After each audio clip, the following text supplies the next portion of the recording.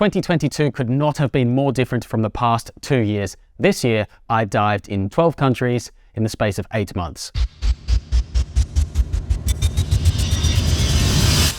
Welcome back to the channel. If you're new here, my name is Daniel Mann. Now, I know you may be thinking, this guy's just trying to flex all the different places he traveled. That's not what I'm trying to do at all. This year has been in the plans for so long. My wife and I have wanted to do this sabbatical for a number of years. COVID put the brakes on that. Finances, well, we had to save up for it. And finally, the travel restrictions have been removed this year and we had to quit our jobs. It all started snowballing this year when I got a call that I had to go to Abu Dhabi for work.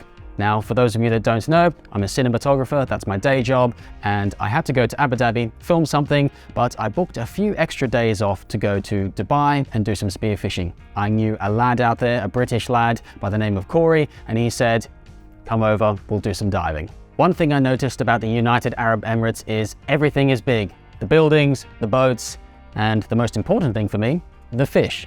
I only got 1 day's diving out here, but we had perfect weather, flat calm seas, visibility around 15 meters, and plenty of fish.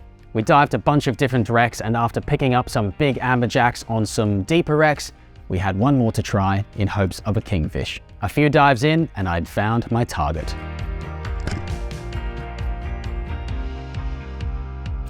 I finally got one! An Emirati kingfish! If you ever get the chance to dive in the UAE, I would encourage you to do so. It's a great option for those living in the UK for February because it's shorts and t-shirt weather over there at that time. Over here in the UK in February, not so inspiring. The next trip was actually a spearfishing trip that had been planned since 2019 to the north of Norway, north of the Arctic Circle, looking for scray cod at the late end of winter. Now, as far as this trip goes for fish, it was a bit of a fail, but it was an exceptionally challenging trip and one that I will never forget.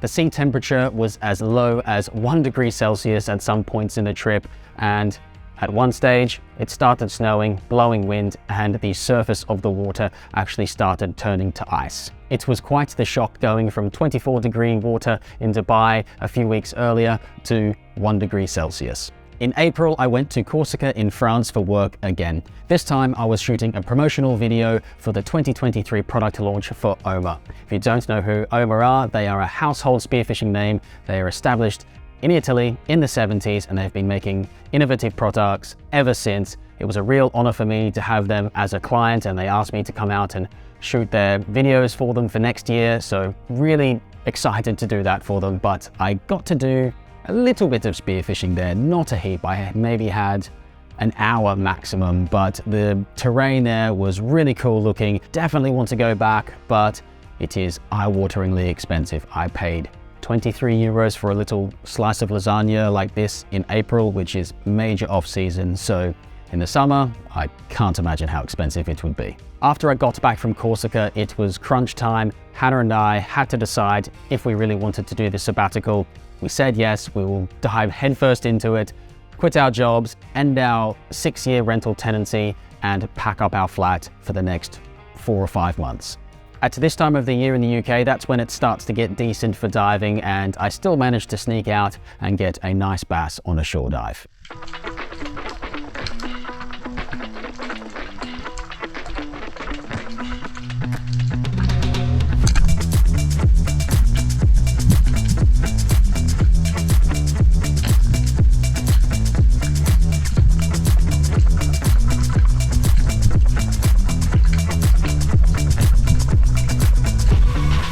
It was a long swim, but a nice way to open the 2022 bass season. June rolls around, the flat is packed up, everything's in storage, we have nowhere to live, and we are off to Portugal, straight to the Algarve coast, the southwestern point of Europe. And it is here that I go for a dive and I manage to get a fish that's been on high priority for my target species for quite a while.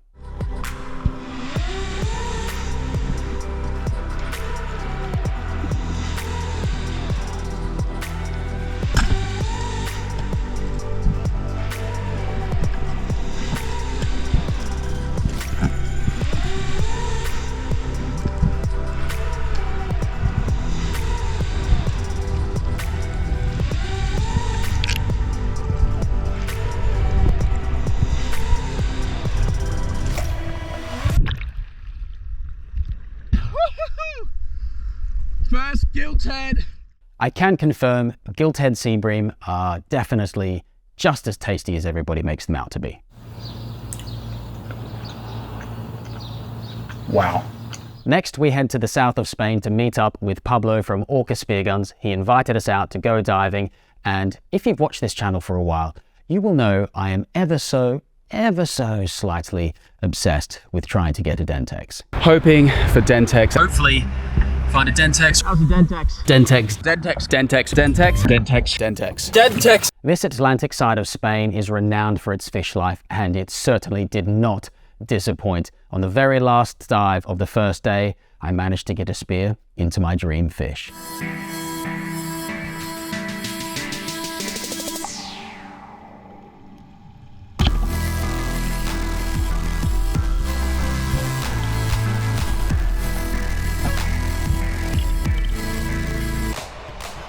Oh my gosh, I got one! I finally got one! I can't believe it! After Spain, we headed to Sicily in Italy, and this is a place I would love to spend much more time. It's beautiful, it's huge, and we got sick in the middle of our trip, so we didn't get to see too much, but the absolute highlight was getting out for a dive with Christian from Controcorrente. This dive here, I get to see a shoal of Dentex in super clean water and, of course, miss. I mean, what's new adding another sob story to my long list of Dentex sob stories? But it was still super cool to see these fish in really clean water. Moving on to Puglia in the southeast of Italy, I knew this place would be much more difficult to dive because it is more populated, it's more accessible, and it was summer. It's a gorgeous area with a strong food game, and it's also the location that I had my closest call on this entire trip.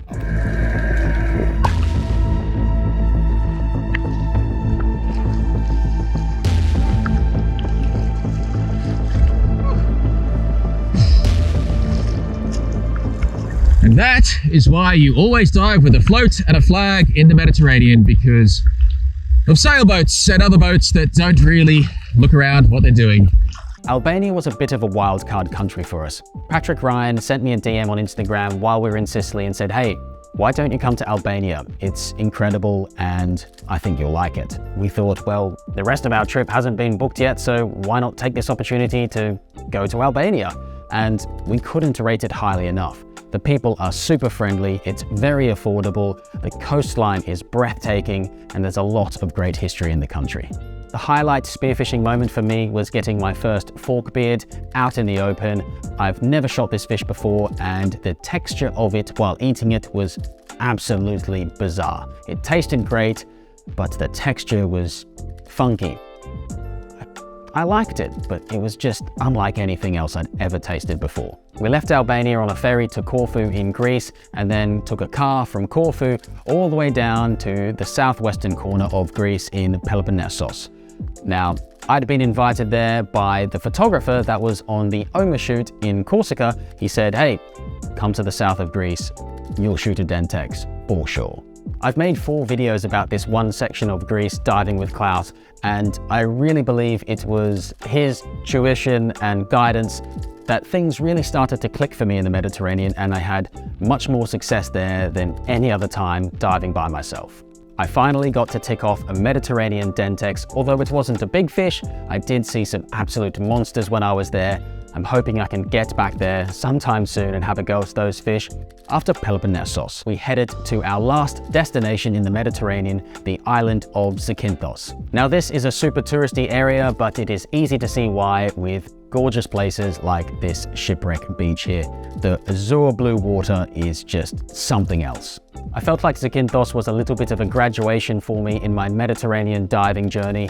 I did a shore dive, I got a 6-kilogram amberjack, and made probably the best meal I have ever made with a speared fish. Great way to cap off the Mediterranean. After Zakynthos, we headed back to London. Hannah stayed there while I went to Finland for a week to compete in the first ever Freshwater European Championship. I was the captain of Team GB, which was an incredible honor, and diving in freshwater is just totally different to diving in the sea. There's no tides, so normally where you would get a tidal pull or a current that pushes bait onto the front edge of a rock which brings predators, that doesn't happen very often in freshwater. Only the wind will create currents like this, so all the techniques you use to find fish in saltwater go out the window when you are in freshwater. I'd like to do some more freshwater spearfishing, possibly in Poland or Latvia, where you can get those big giant pike perch or the big catfish, but maybe next year. On from Finland, we head to the exact opposite side of the world, New Zealand. We were there for my sister's wedding, but I was also pretty excited about the diving opportunities that we would have. I'm currently in the process of editing those videos, so I don't want to spoil too much, but here's a sneak preview.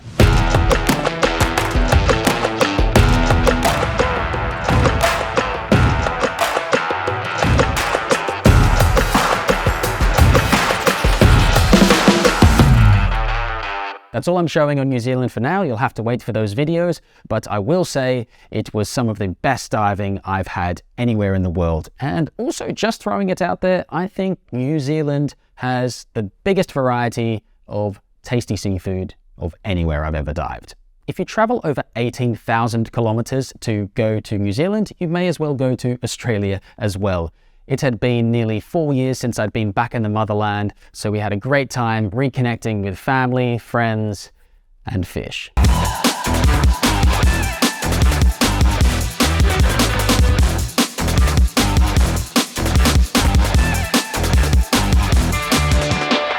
Oh, there is so much good stuff coming out on the channel in 2023. Make sure you're subscribed, hit that bell notification so you don't miss out on when those videos go live. This is the last video for 2022, and I want to take this opportunity to say thank you to everyone who has supported the channel this year, whether that's just watching the videos, sharing them with a friend, buying a Dive Everywhere t-shirt, or simply just leaving me a nice comment on a video. Thank you so much. Merry Christmas, and I'll see you on the next adventure in 2023.